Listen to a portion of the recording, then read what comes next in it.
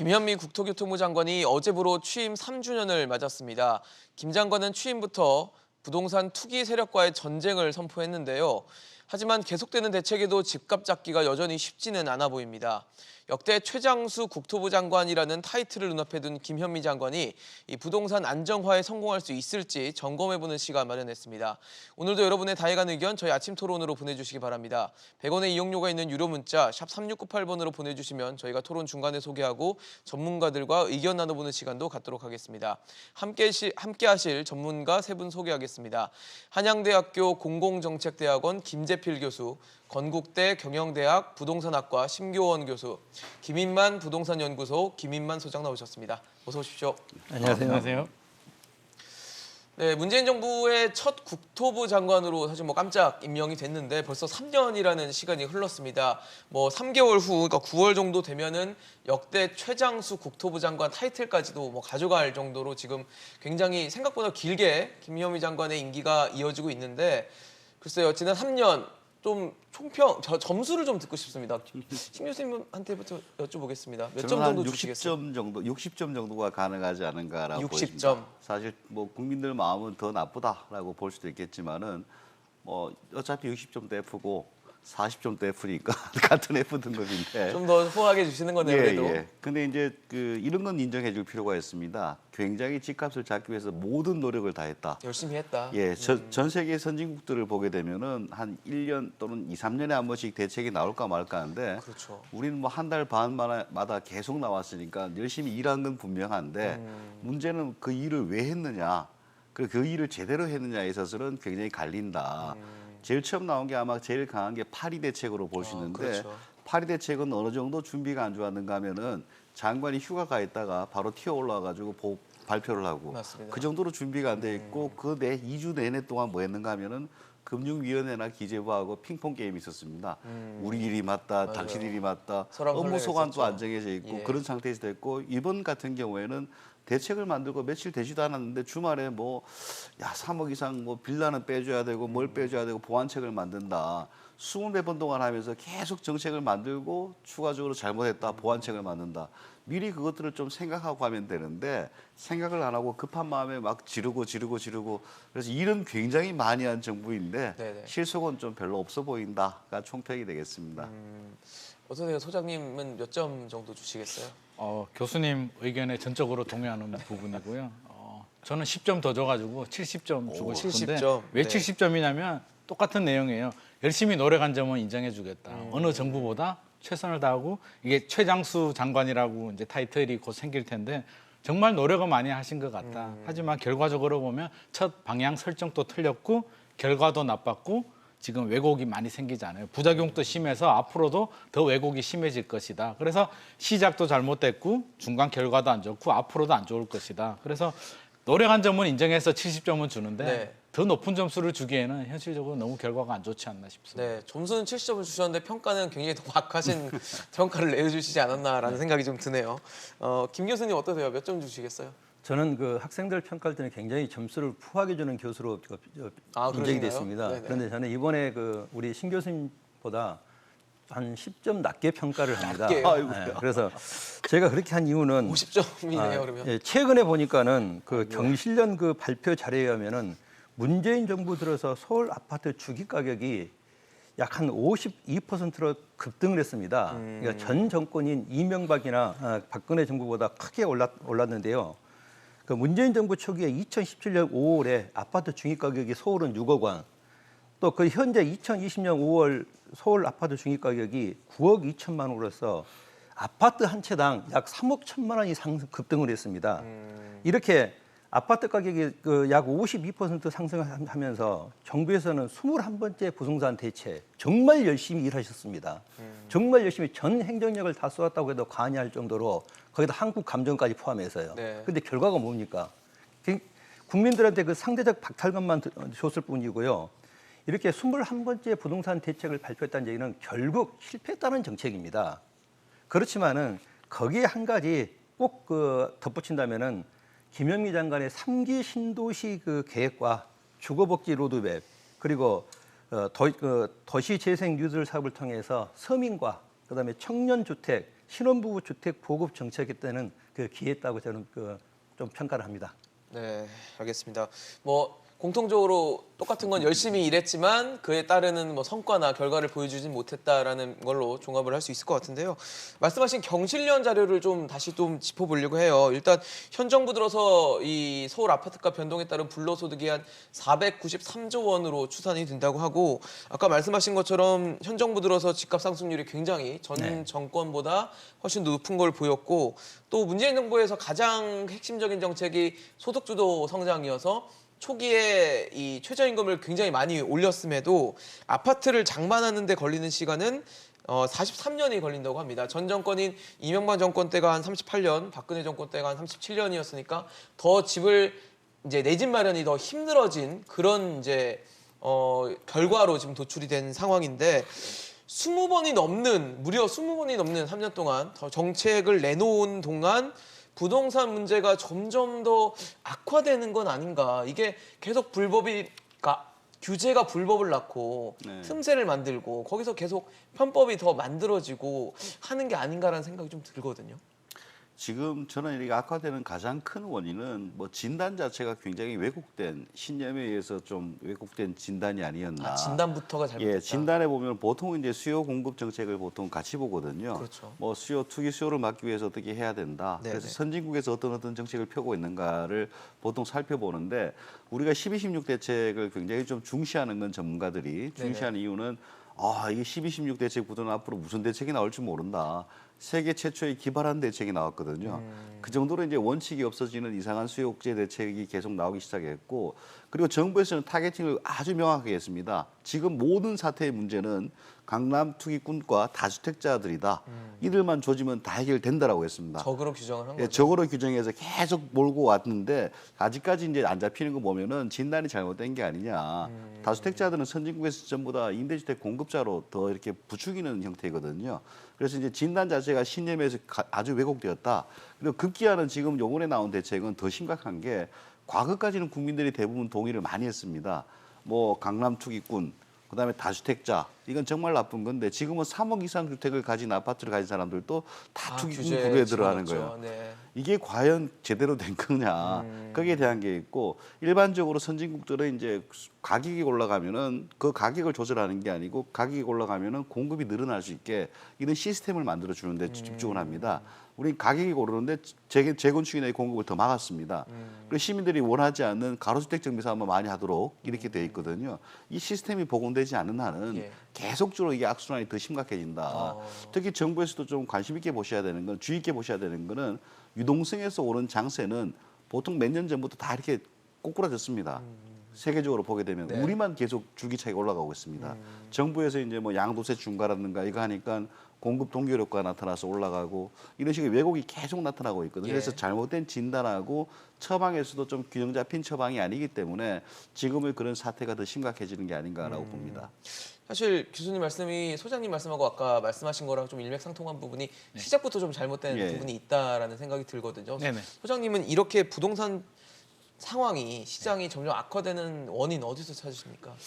이게 사실 부동산이 굉장히 복합적인 문제거든요. 이게 단순히 눈에 보이는 거는 집값이 상승하는 건데 그 네네. 속을 들여다보면 뭐 근원적인 문제, 돈을 그렇죠. 벌고 싶은 근원적인 탐욕도 있을 것이고요. 상대적인 박탈감, 뭐 또 불안감, 자녀의 문제까지 복합되는 부분이고 또 경제적인 문제도 있잖아요. 그렇죠. 과잉 유동성, 저금리, 또 뭐 여러 가지 경제 위기 뭐 섞여 다 있죠, 있죠. 사실. 그리고 또 부동산만 보자면 또 수요와 공급이 복잡하게 뒤얽혀 있는데 교수님 말씀하신 것처럼 첫 단추를 잘못 꽂았단 말이에요. 강남 고가 아파트를 타겟으로 정하다 보니까 핀셋 규제가 나오게 되고 A만 잡아버리고 나머지 전국의 모든 수요자들이 부동산에 대해서 관심도 없고 집을 안 사면 괜찮은데 지난 40년 동안 부동산이 자산 증식의 주된 수단이었는데 강남만 때려잡는다? 당연히 풍선 효과 생길 수밖에 없고요. 그렇죠. 그럼 강남이라도 잡았어야 되는데 그게 그것도 규제만 못했어요. 한다고 해서 잡히지가 않는데 가장 문제가 저는 양도세 중과세를 때리면서 이게 동결 효과가 생겨버렸거든요.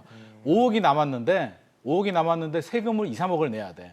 그러면 다 생각한단 말이에요. 야, 굳이 내가 그렇게까지 팔아야 돼? 그렇죠. 당연히 그냥 임대사업자를 내든 아니면 뭐 종부세를 내더라도 일단 가지고 갈래.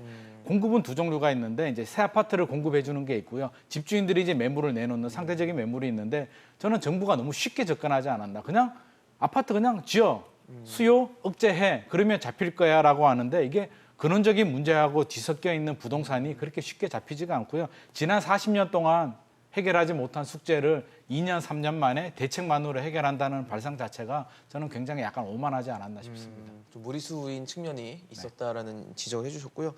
김 교수님 어떠세요? 제 생각에는 이제 그 집값 상승 요인이 세계적인 추세입니다. 이제 우리보다 선진국인 영국이나 독일이나 먼저 우리보다 집값 상승이 시작됐었거든요. 그런데 서울의 그 집값을 보면은 그 문재인 정부 들어서 강남구 삼성동, 용동 그 대개발 규모와 개발 규모죠. 예. 그다음에 수서, 그리고 용산, 그리고 한동안 잠잠했던 그 도시 뉴딜 정책으로 서울 강북 중위 아파트 가격이 끌어올린 것이 주 요인이었다고 생각합니다. 거기서 이제 그 상대적인 박탈감, 그 심리적인 요인인데요. 그리고 또 주택 임대 사업자에게 너무 과도한 혜택을 줬습니다. 대출 80%, 뭐 소득세 감면, 재산세 감면 이런 그 제도와 함께 그리고 또 이거 풍부한 유동성 자금이죠. 신도시 그 보상금과 사상 초유의 그 제로금리, 저금리 시대이죠. 은행에다 돈을 넣어놓는 것보다는 부동산의 임대소득이 훨씬 수익률이 크다는 이런 그 경제적인 현상이라고 할 수 있겠습니다.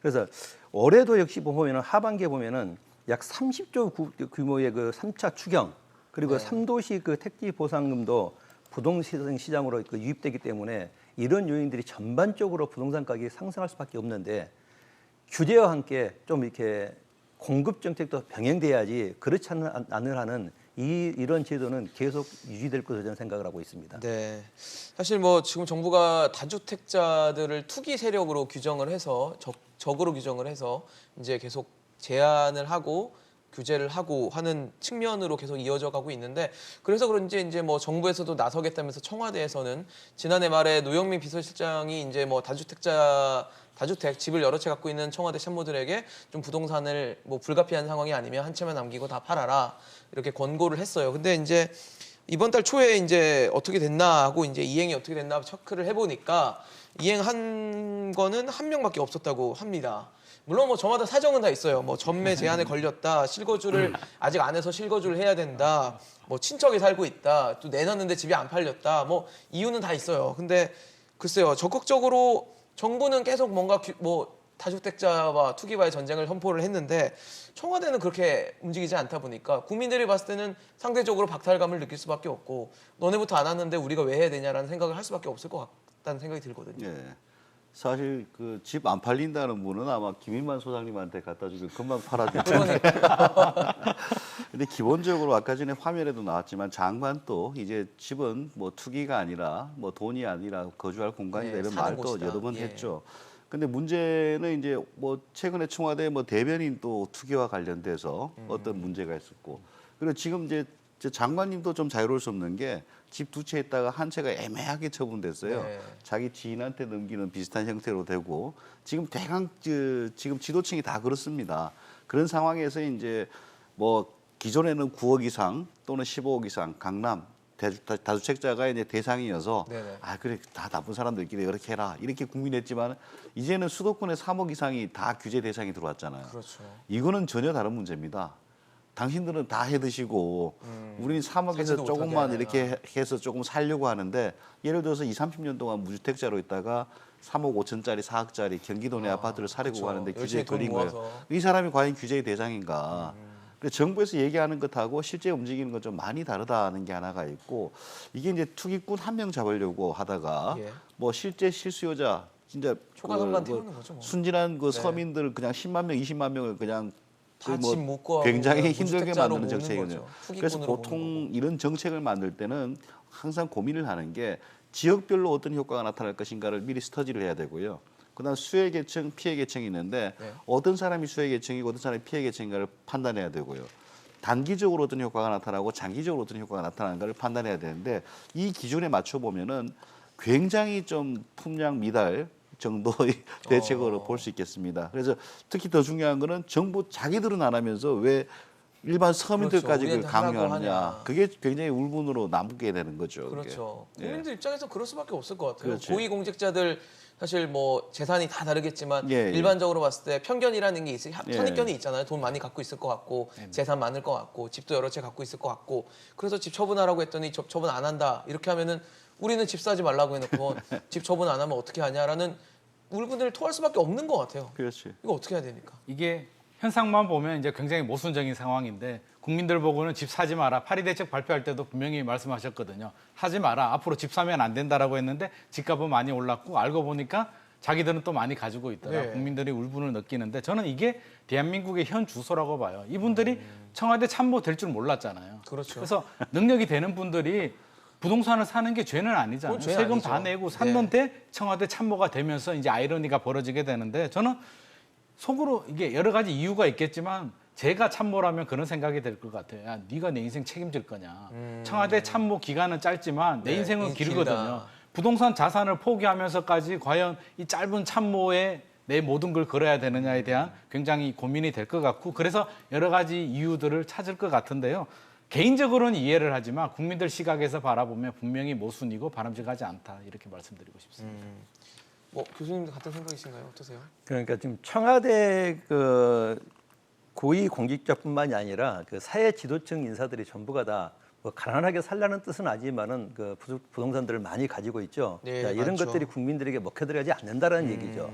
그래서 지난번에도 보면은 그 청와대 그 비서실장이 공직자들 다 처분해라라고 했는데 언론 보도를 보면은 한모 홍보기획부서관만 그 팔았다 그래요. 한 명만. 네, 네. 한 명만.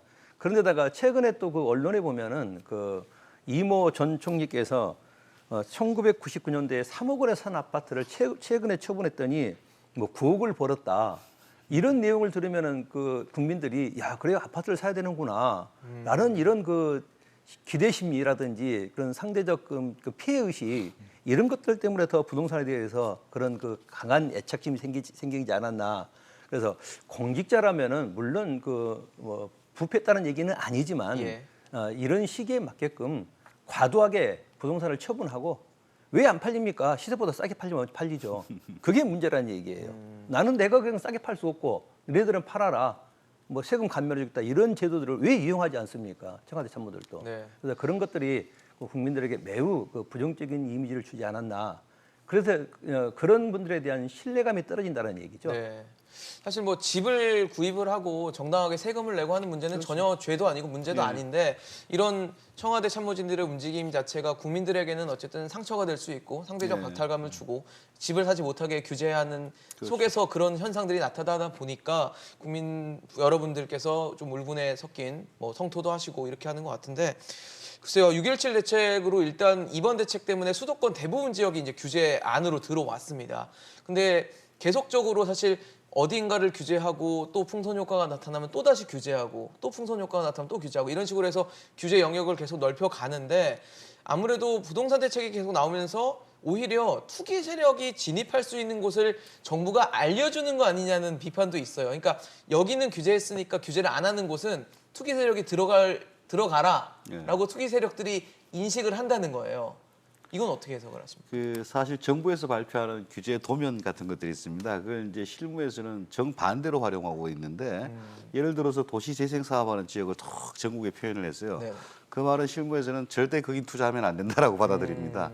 그 대신 이제 투기 과열 지구라든가 조정 지역 여기는 절대적으로 정부가 보장한 뭐 수익 보장 지역 이렇게 해석을 반대로 해석합니다. 반대로 하는군요. 아예. 실무에서는 그렇게 반대로 하고 있죠. 그런데 정부에서는 이제 그또 반대로 해석을 하는데, 그러니까요. 근데 이 풍선 효과도 좀 자세히 봐야 되는 게 이런 세계적으로 풍선 효과가 최근에 나타났느냐 잘 안 나타났습니다. 아, 전 세계적으로. 우리만 나타났습니다.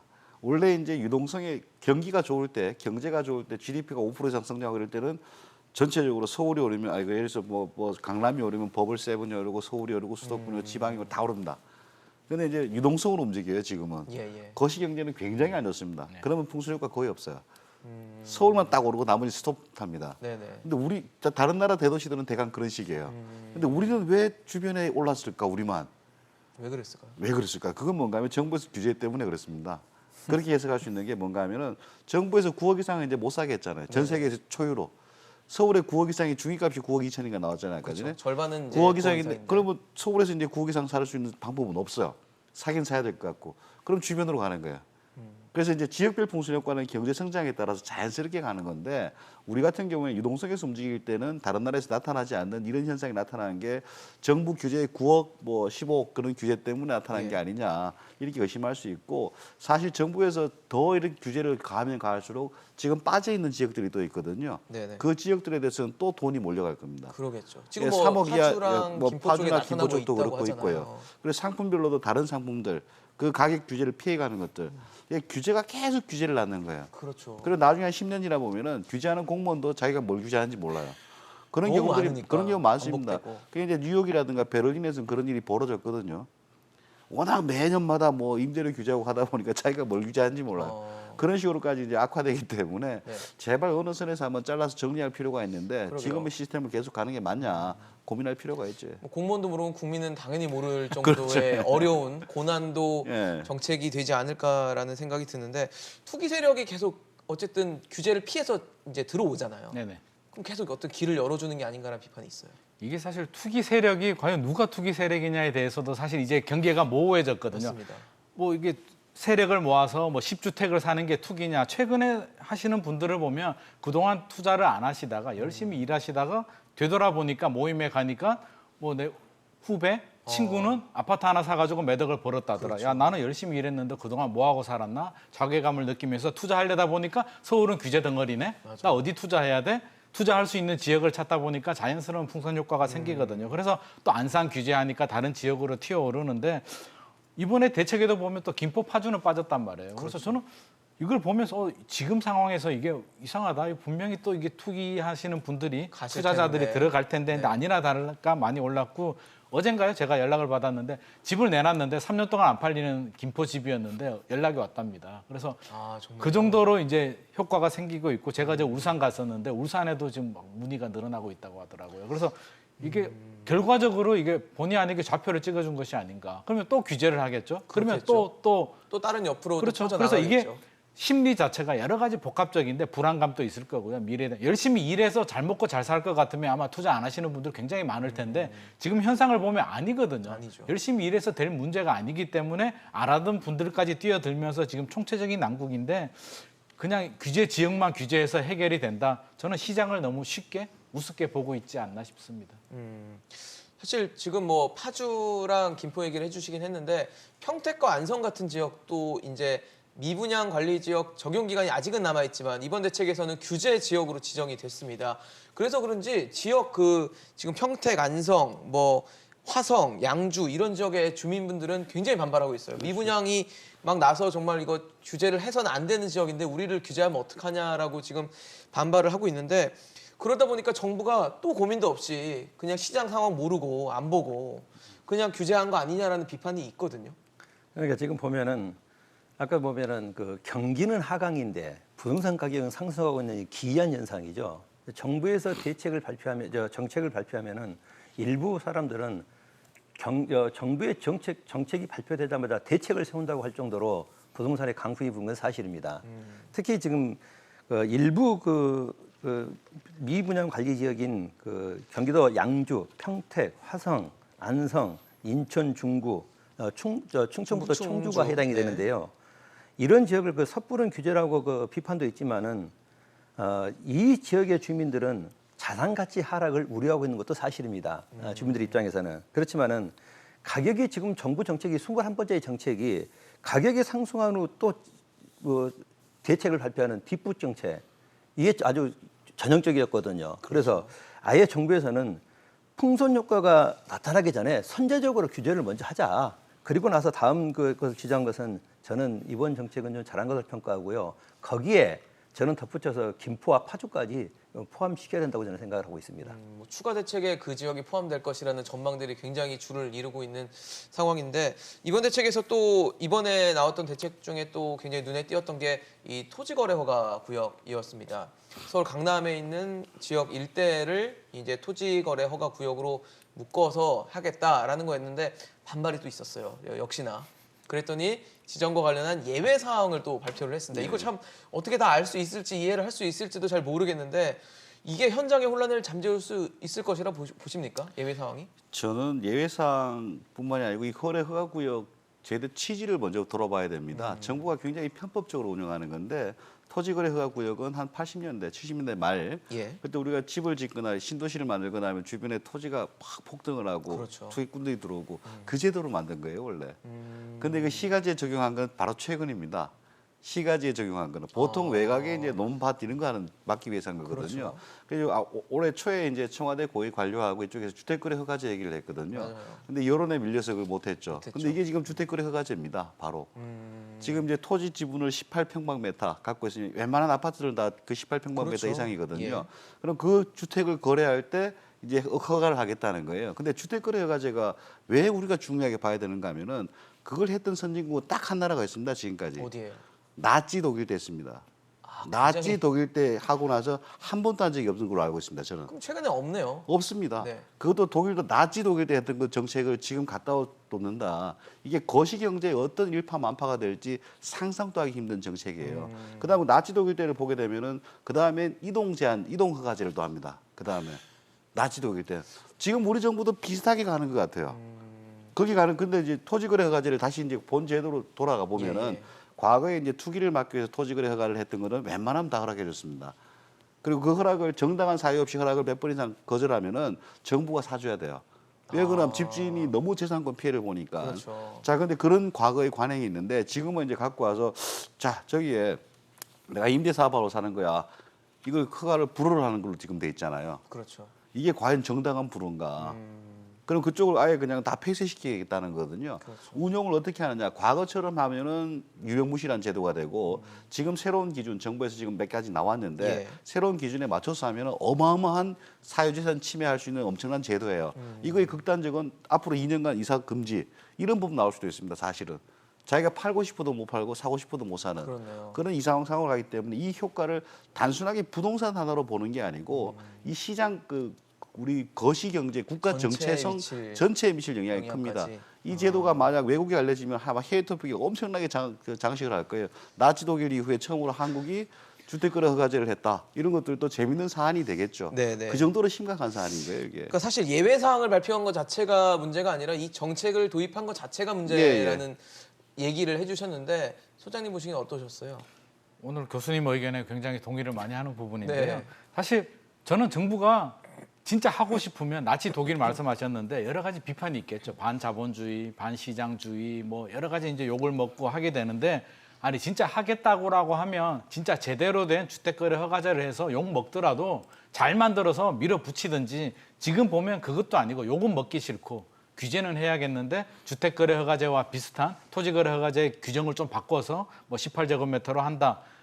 편법에 왜곡에 왜곡이 생기면서 더 꼬이거든요. 이걸 보면 그러면 강남이 이제 3년 전부터 이제 규제가 됐잖아요. 조정 대상 지역, 규제 지역도 너무 많아요. 투기 네. 과열지구, 투기 지역 왜 그렇게 많은지 모르겠는데 자, 네 번째 이제 지역 규제란 말이에요. 토지거래 허가 규제가 나왔는데 그래도 강남 집값이 안 잡히면 이제 또 무슨 규제를 할 것인가? 왜 규제만으로 모든 걸 다 해결하려고 하는지 이미 검증이 됐잖아요. 노무현 정부 5년 동안 규제를 실패했죠. 했는데 안 됐고 예. 지난 3년 동안 했는데도 안 됐는데 여전히 과거 정책을 계속 리바이벌하고 있다. 그래서 전면적인 재검토, 원점에서 다시 검토해서 어디서부터 잘못됐고 진단이 뭐가 잘못됐고 어떻게 보면 이게 암 환자한테 지금 다른 약을 계속 투입하고 진단을 잘못하고 있는 거하고 똑같거든요. 그래서 지금이라도 저는 솔직하게 좀 인정하고 시장을 좀 제대로 바라보고 다시 원점에서 제대로 된 시작을 해야 되는 거 아닌가 생각이 듭니다. 사실 토지거래허가 구역을 묶을 때 뭐 말씀하신 것처럼 강남이나 송파 일대를 다 묶었는데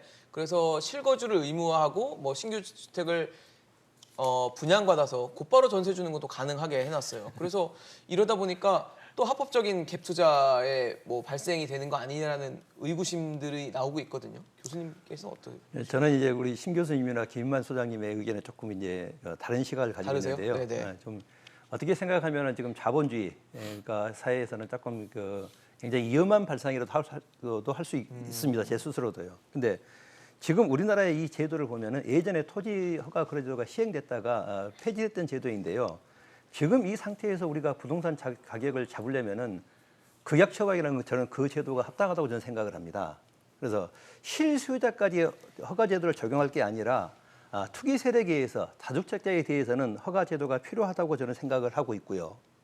예외적으로 보면은 그 단독주택이나 다가구주택 같은 경우에 내가 사용하고 남은 일부 스페이스에 대해서는 임대 목적으로 활용한 것도 가능하기 때문에 지금 이 정책으로서는 허가제가 필요한 이유가 부동산은 분명히 사유제입니다. 그렇지만 공공의 성격이 강하기 때문에 그런 제도는 필요하고요. 또 부동산의 상승 곡선이 항상 보면은 완만한 상승 곡선이거든요. 꾸준하게 상승하거든요. 노무현 정부 때 했던 정책들이 다음 정권에 효과가 있었습니다.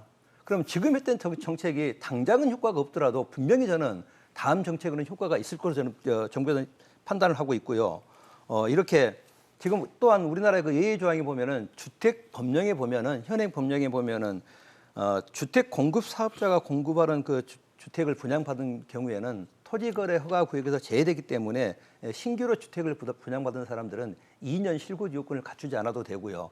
또 전세를 줘도 되기 때문에 갭 투자가 가능한 그런 그 분위기가 조성된 것 같습니다. 네, 그런 거 그러면 다시 또 갭 투자를 활성화시킬 수 있는 방안이 되지 않을까 싶어요. 왜냐하면 이제 그건 이런 제도인 것 같아요. 아마 신규 주택을 분양했을 때 그것까지 막아버리면은 미분양 주택을 우려해서 이런 제도가 있었지 않았나라고. 미분양을 우려한 정책이다. 지금 토지거래허가 구역은 우리가 좀 조심해서 봐야 되는데 예. 다른 전 세계 선진국에서는 더 심각한 집값 폭등이 있었는데도 하나도 안 쓰고 있다는 사실 하나고 우리 정부에서 쓰는데 이게 지금 처음이 아니고 다른 데도 썼습니다. 뭔가 하면 용산 기리창 개발할 때 썼습니다. 예. 많이 된 집값이 많이 오를까 봐 주변에 묶어버리고 그게 최근에 당한 겁니다. 이 사유가 어디까지 갈 것이냐. 네네. 예를 들어서 이제 어느 지역에 도로 놓는다. 그럼 토지거래 허가구역. 그래서 주택거래 허가를 하는 거예요. 이 제도가 어디까지 악용될 것이냐. 얼마든지 악용할 수 있거든요. 지금 이 편법적으로 쓰는 것들.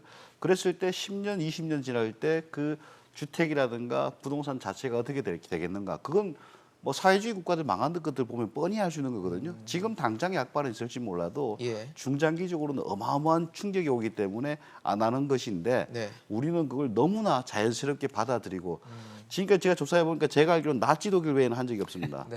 근데 그런 정책을 우리가 지금 꼭 받아들여야 되느냐?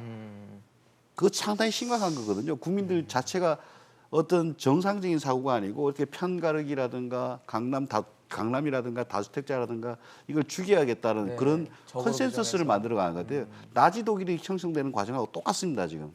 문화혁명 때하고 똑같고 그런 과정으로 경제 전반으로 확산될까가 두려워가지고 네네. 이런 것들은 굉장히 조심해서 써야 된다라고 저는 보고 있습니다. 그러니까 그게 만약에 좀 수요가 공급을 따라가지 못하기 때문에 아니, 공급이 수요를 따라가지 못하기 때문에 아마 극악 처방의 효과는 분명히 저는 있으리라 판단하고요. 당연히 있겠죠. 예, 지금 이 장기적으로 시점에서 없죠. 뭐 53%가 올랐느니 뭐 얼마를 벌었느니 하는데 거기에 대한 가장 그 극악 처방의 효과는 저는 분명히 있으리라 판단을 합니다. 그렇지 않고는 다른 대책이 근데 없죠. 뭐 김 교수님도 잘 아시겠지만 단기 효과하고 장기 효과를 나눠야 되는데 단기 효과는 분명히 있을 거라고 저도 말씀드리는데 장기 효과는 다 나빴습니다. 그게 좋게 하려면은 지금 제도에서도 어떤 식의 보완이 있으면 장기 효과, 공급 위축에 따른 효과를 막아서 서민들이 더 잘 살게 할 건가가 있어야 되는데 지금 대책은 단기적으로 있을지 몰라도 장기적으로는 서민이 굉장히 어려워지는 정책이에요. 그건 뭐 이론적으로 다 나와 있잖아요. 그걸 논문으로 많이 그러니까 나와 이제 있고. 실수요자에 대한 그 공급 정책과 그다음에 그 실수요자에게 주는 그 완화 정책을 같이 펼쳐야 되고 그러니까 규제만 가지고는 아니라 규제와 공급이 같이 따라야 되는데 사실상 지금 단기간에 공급이 힘들기 때문에 그런 정책이 아닌가 생각합니다. 근데 이게 단기간에 뭐 공급이 힘들다라고 하는데 지금 왜곡이 생기는 게 공급이 충분히 뒷받침되는 상황에서도 뭐 문제가 되면 모르겠는데 사실 신규 아파트 공급도 정부 발표대로 될지도 굉장히 의구심을 가지고 있고 아까 제가 앞에서 설명드렸듯이 매물도 꽁꽁 묶였단 말이에요. 그래서 기본적으로 매물도 풀어주고 물이 정상적으로 거래가 정상적으로 흘러가는 상황에서 뭐 이런 규제가 나오면 또 이해를 하겠는데 네네. 단기적으로 야 너 하지 마라고 하면은 뭐 당장은 안 할 수 있겠지만 그 근본적인 문제가 있잖아요. 왜 해야 되는지, 뭐 왜 자산을 증식해야 되는지 여러 가지 이유가 있는데 그런 거는 다 무시하고 무조건 하지 마. 너 공부 안 하니까 방에서 나오지 마. 문 잠궈버린다. 이런 거하고 똑같다고 보거든요. 그래서 저는 좀 더 전체적인 넓게 보고 좀 근원적인 해결책도 같이 고민을 해야 된다라고 근데 생각합니다. 정부는 공급이 충분하다 그랬습니다. 지금까지 충분하고 투입구 때문에 문제가 생긴다는데 지금 공급 얘기도 하시네. 아니, 그러니까 이제 정부에서 주택에 대한 통계를 다시 한번 되살펴볼 필요가 있다고 생각합니다. 왜냐하면은 그 수치상의 통계하고 실제상의 통계는 다르거든요. 그렇죠. 네. 이번에도 보니까 통계를 보니까는 내년도에 그 주택 공급 물량은 많이 떨어지는데 국토부에서는 충분하다. 이런 괜찮다. 통계에서 굉장히 충분하다고 보면은 계속 얘기하시죠. 그렇죠. 2022년까지 조금 이게 괜찮다라고 문제가 많이 거기서 생기는 것 같습니다. 그렇죠. 그러니까 시장이 생각하는 것과 지금 정부가 생각하는 게 굉장히 괴리감이 크기 네. 때문에 거기서 또 정책을 느끼고 이해하는 정도가 좀 다르게 보여지는 측면들이 있는데 또 이번 6.17 대책에서 보면은 뭐 대출 규제도 있었고 분양권 요건 강화 같은 게 있으면서 전세 시장이 뭐 위축될 거다 그러면서 가격 상승이 될 것이다라는 전망도 나와요. 전세가 가격이 오르면 또 갭 투자 얘기가 나올 수밖에 없거든요. 그렇죠. 근데 지금 전세가 오르는 거는 아주 뭐 쉬운 이유 같아요. 뭐 저 교육 특구가 없어지면서 뭐 그런 것도 있겠지, 네, 생기면서 그렇죠. 그런 것도 있겠지만은 더 근본적인 건 작년 말에 12, 16 대책이 굉장히 큰 영향을 줬습니다. 뭐 서울 아파트가 9억 이상인데 9억 이상은 받으려면 진짜 현금 부자 아니면 못 사게 되고 이 사람이 전세 수요로 다 돌아갑니다. 근데 이번 대책 같은 경우에는 이제 9억 이상 못 사는 사람만 전세로 돌아섰는데 네. 이제 3억 이상까지도 전세 수요로 돌아가게 돼 있습니다. 그렇죠. 그럼 전세가가 어마어마하게 불이 붙을 거예요. 그렇죠. 전세를 구할 수밖에 그렇죠. 없으니까. 전세를 지금 다 상황이. 전세로 가야 되는 네. 거니까 그래서 전세가 어마어마하게 불이 붙을 텐데 이 불이 붙은 게 이제 어디까지 가격을 또 밀어 올릴 것이냐. 근데 거기에 대해서는 좀 생각이 좀 다른 부분이 있는데 뭔가 하면 이제 최고가 아파트에 대해서 밀어붙이는 힘은 좀 약할 것이다. 왜 그런가 하면은 지금까지 오른 것이 너무 많았고요. 네네. 정부 규제도 계속 그쪽에 뭐 세계 최초로 주택거래 허가제도 하고 있으니까 그런 식으로 해서 이제 좀 충격을 그래서 가격 폭등은 좀 덜하지만은 네네. 이제 중저가 쪽으로 지금 불이 붙었는데 이번 정책 같은 경우에 3억에서 5억, 6억 이 사이에 불을 더 붙일 가능성이 있어요. 근데 이게 불이 붙더라도 이제 그 가격대만 올라가고 지수 전체로 보면은 크게 오르는 형태는 아닐 겁니다. 그래서 뭐 KB 지수나 감정원 지수 나타나면은 정부가 이렇게 가격은 별로 안 오르는 듯한 그 효과가 나타나겠지만 뜯어보면은 안에서는 굉장히 많이 서민들은 붙구나. 이제 골마 그 터지고 있는 그런 상황이 될 힘들어지는 가능성이 거죠. 있죠. 그래서 지금 전세가 폭등은 작년 이후에 나타났던 고가 위주의 전세가 폭등도 있겠지만은 그거는 좀 적고 중저가 진짜 서민들을 괴롭히는 쪽에 효과가 나타날 가능성이 크다는 거죠. 그럼 결국은 정부는 실수요자를 위한 정책이라고 내놓은 정책이 실수요자를 더 괴롭게 하는 서민들을 더 힘들게 하는 정책이 될 수도 있다는 얘기네요. 결과적으로는 지금 그렇게 나오고 있고요. 제가 앞서 점수를 70점밖에 안 준 게 밖에라고 하기에는 교수님들이 평가가 더 짜게 더 줘가지고 바꿔졌습니다. 네. 저는 낮게 준다라고 해서 70점을 줬는데 아무튼 결과적으로 보면 저는 사실 고가 아파트 강남 집값이 오르고 전세 가격이 오르는데 별로 관심이 없어요. 그들만의 리그고 아니 뭐 연예인들이 빌딩 산다고 해서 우리가 배 아프진 않잖아요. 강남 집값이 뭐 5억 완전 올라도 남의 얘기죠, 어차피 사실. 내가 못 사는 집이고 예. 안 가는 집인데 상관이 없는데 가장 문제는 내가 사는 동네 6억, 3억짜리 매매 가격도 오르고 전세 가격도 오른다는 게 굉장한 큰 타격을 주게 되고 서민 주거 안정에 굉장한 뭐 리스크가 되는데 예. 정부 정책은 그런 의도가 아니었겠지만 결과적으로 그렇게 되고 있고요. 지금 또 불안감을 느끼고 대출이 안 나오면 또 전세로 갈 수밖에 없잖아요. 그렇죠. 그리고 더 문제가 지금 준비하는 게 상한제하고 뭐 계약갱신 네, 청구권 네. 이런 게 나오는데 물론 서민을 보호하기 위한 정책이지만 항상 의도와는 다르게 결과는 다른 손해의 결과들이 피해자들이 생길 지금까지 수 있죠. 나왔고 예. 저는 굉장히 우려하는 게 예상치 못하게 뭐 집주인들도 그렇고 뭐 우리가 컨트롤할 수 있는 범위 내로 튀어가지고 전세 가격까지 밀어 올려버리면 서민들도 힘들고 그렇죠. 또 오른 전세 가격이 결국에는 또 매매 가격을 끌어올리는 갭 투자의 원인이 될 수 있기 때문에 굉장히 좀 걱정되는 이게 가장 걱정되는 부분이에요. 도미노 현상으로 나타날 수 있다라는 생각이 좀 드네요, 사실. 근데 사실 뭐 지금 서울을 비롯한 수도권 또 뭐 세종시 같은 일부 지역에서는 눈에 띄게 집값들이 오르는 국면들이 보여요. 근데 문제는 이 상승된 지역으로 돈이 쏠려요. 쏠리면서 이 빨대 효과라고 하죠. 그 외 지역들은 가격이 낮아지는 뭐 그런 상태들이 지속되고 있는데 그러니까 아무래도 규제 위주의 부동산 정책으로 오다 보니까 풍선 효과도 나타나지만 빨대 효과도 나타나면서 양극화가 더 심해지는 거 아니냐라는 얘기들이 있거든요. 그렇죠. 지금 양극화는 그 규제 위주의 정책이 격차가 벌어졌다고 할 수도 있습니다. 특히 빨대 효과라고도 하는데요. 서울 지역의 그 9억 원, 그다음에 15억 원대 이상 고가 아파트에 대해서는 대출이 전면 금지되면서 그 아래 구간대, 방금 우리 신 교수님 말씀하셨듯이 서민들이 살 수 있는 전 금액대가 올라갈 수 있다는 얘기예요. 그러면 지금 현재 3억, 4억, 5억대, 6억대까지 아파트가 앞으로는 9억까지 끌어올라갈 것인가 이걸 우려하지 않을 수가 없거든요. 그래서 지금 이 금액대의 가격 상승 요인이 전국적인 양극화를 불러왔고요. 정작 피해를 입은 실수요자나 내 집 마련에 나선 사람들에게는 앞으로 점점 더 자산 양극화가 심해질 것으로 저는 판단하고 있습니다. 네. 그러니까 중산층이 무너지고 그러니까 서울의 중저가의 아파트가 9억 원대까지 끌어올라갈 수 있다는 우려를 아니할 수가 없는 거죠. 이제는 뭐 청년하고 신혼부부만 살아남을 수 있다 이런 얘기를 또 우스갯소리를 하고 있습니다. 나머지는 다 붕괴되고. 서글픈 소리네요. 예. 정말. 그게 이제 그렇죠. 주택 주거 노동 주거독집 로드맵에 담겨져 있는 내용인데 청년하고 신혼부부만 살아남고 나머지는 그냥 로또 뭐, 분양받은 네, 사람은 할수 나머지는 다 파산이나 뭐 현금이 없으면 죽어라 이렇게 받아들인 것도 있고 네.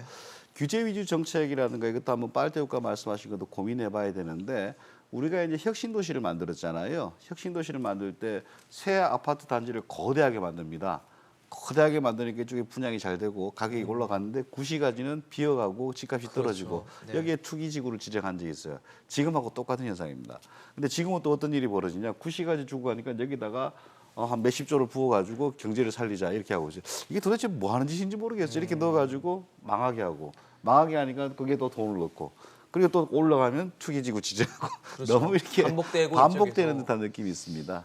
이게 시장을 너무 좀 쉽게 보고 있는 부분인데 우리가 인구가 과거처럼 늘어날 때에는 사실 뭐 그렇잖아요. 주택도 절대적으로 부족하니까 그렇죠. 신도시 주택도 개발하고 늘어나야 다 메워지는데 사실 우리가 서울에 살고 서울만 바라보니까 잘 못 느껴서 그렇지 지방에 가보면 신도시나 택지지구 개발이 되면 공동화 현상이 구도심은 굉장히 심각하게 나타나면서 상권 또 공실이 굉장히 많이 생기거든요. 근데 그게 인구가 늘어나고 뭐 수요가 뒷받침이 되어줘야 되는데 그게 아니다 보니까 그냥 이동을 해버리는 거거든요. 그래서 새 아파트 가격만 오르고 기존의 주택 가격은 공실도 생기고 가격도 내려가고 어려움을 겪는데 규제는 또 이렇게 지역 규제를 해버린단 말이에요. 그래서 저는 여전히 정부가 너무 그렇게 좀 과거는 물론 이게 맞았을 수도 있어요. 인구가 절대적으로 늘어나니까. 하지만 네. 지금은 서울은 뭐 인구가 또 지방에서도 올라오니까 나름대로 버티고 있지만 전국적으로 보면 이게 좀 심각한 문제가 충분히 될 수 있을 것 같습니다. 네. 그래서 이제 정부의 정책 중에서는 사람들이 거주하고 싶어하는 곳에 규제도 하지만은 양질의 주택 공급이 필요합니다.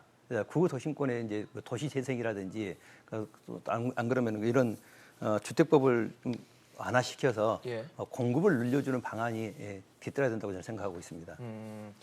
사실 뭐 지금 시청자 여러분들도 굉장히 문자도 많이 보내주고 계시고 뭐 지금 또 저희 회사로 또 전화도 많이 주신다고 하는데 문자 몇 가지 좀 소개를 해드릴게요. 3991님께서는 정부가 간섭하지 말고 시장에 좀 맡겨놓으면 되지 않을까요?라고 말씀을 좀 주셨고요.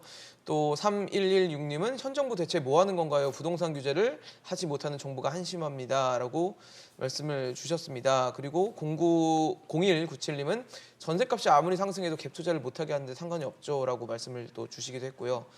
4352님 이번 정책은 세금을 걷기 위한 정책입니다. 그 이상 그 이하도 아닙니다라고 또 비판적인 얘기를 주셨어요. 사실 6.17 대책이니까 불과 일주일밖에 안 됐습니다. 근데 벌써부터 22번째 다음 대책이 나올 것이다라는 얘기들이 지금부터 벌써부터 아마 6월 17일 발표되면서부터 나왔던 것 같아요. 사실. 참 아이러니한 상황이죠. 대책을 발표했는데 다음 대책을 나올 것이다라는 전망이 나오는 것 자체가 굉장히 씁쓸한 현실을 보여주는 게 아닌가 싶은데 이제는 무슨 카드가 나올 수 있을까 더 이상 그러면 이제는 세금 강화다, 세제 강화다라는 얘기가 나와요. 김민수 어떻게 보십니까? 물론 그 가장 손쉽게 쓸 수 있는 정책이 세금 강화인데요.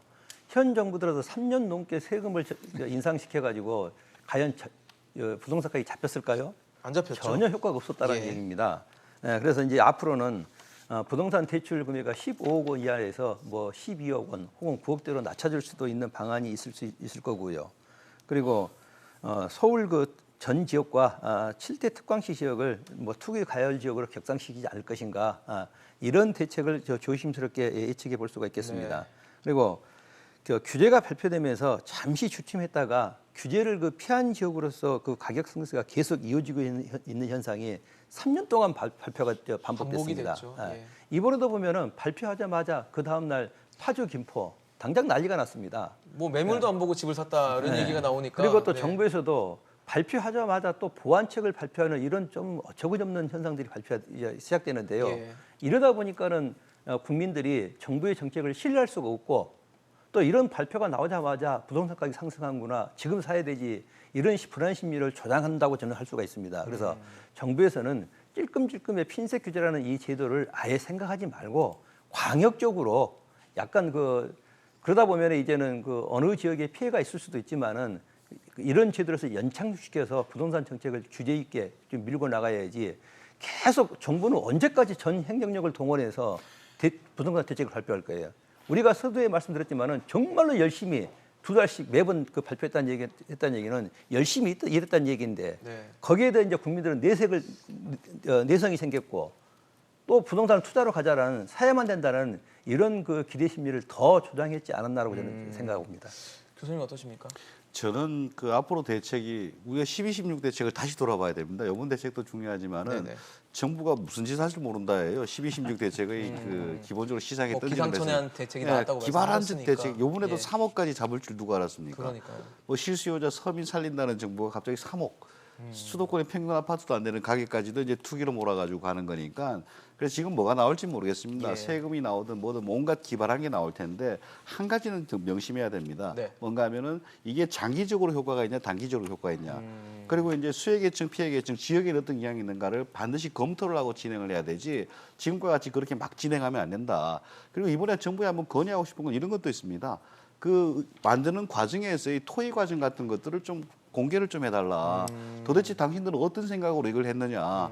토의 과정에서 뭐 강남은 나쁜 놈이니까 다 때려잡자. 그래서 강남 쪽으로 토지거래 허가인지 아니면 토지거래 허가를 했을 때는 이런 단기 효과가 있고 장기 효과는 이런 게 있고 그럼 뭐 규제 수준은 이 정도 하면은 시장에 어떤 영향이 있고 이런 것들을 좀 토의했을 거 아니에요. 그렇겠죠. 그런 것들을 좀 알려주면 국민들이 수긍을 할 텐데 이거 하고 나서 며칠 지나서 무작정 대책만 내놓고 안 되면 또 땜빵. 보완하겠다고 하니까. 그리고 뭐 정부가 국민을 가지고 20몇 번 동안 실험한 거 아니에요. 처음부터 제대로 했으면 아무 문제가 없는데 그만큼 이제 아마추어적이고 그리고 20몇 번 동안 해서 실패했으면 좀 겸손해져야 되는데 이제는 더 이제 막 가자 이런 것 같습니다.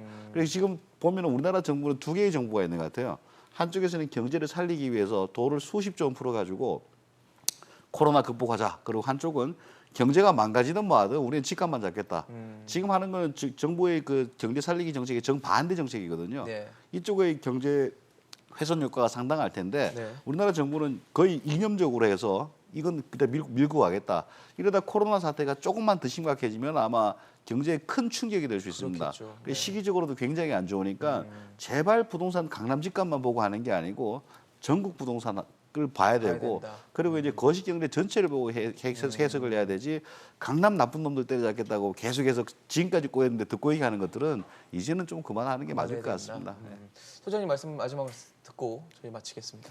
대책이 20번이 넘게 나왔는데요. 아마 30번 넘지 않을까 저 개인적으로 조심스럽게 예상을 하고 있는데 교수님 말씀하신 것처럼 항상 궁금했어요.